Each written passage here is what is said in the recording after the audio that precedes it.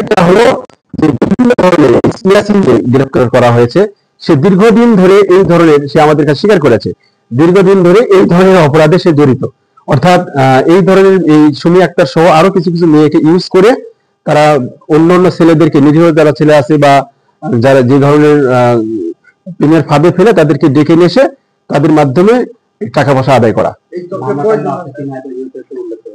হ্যাঁ হ্যাঁ, এই যে ইয়াসিন আছে তার বিরুদ্ধে 3টা ওয়ারেন্ট রয়েছে এ ধরনের। তার লোকাল থানায় যোগাযোগ করে দেখা যায় তার বিরুদ্ধে 3টা ওয়ারেন্ট রয়েছে।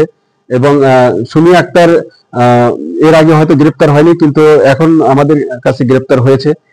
এবং এদের সাথে যে আরো যারা জড়িত আছে তাদেরকে আমরা খুব শীঘ্রই আইনের আওতায় নিয়ে আসবো এবং তাদের নাম ঠিকানা আমরা পেয়েছি। দুজনকে গ্রেপ্তার করা হয়েছে, ইয়াসিন আর হলো সুমি আক্তার, জামগড়া থেকে।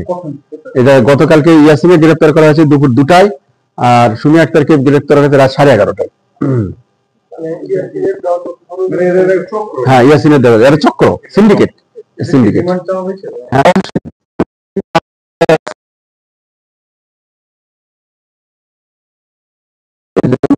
রয়েছে। ঠিক আছে।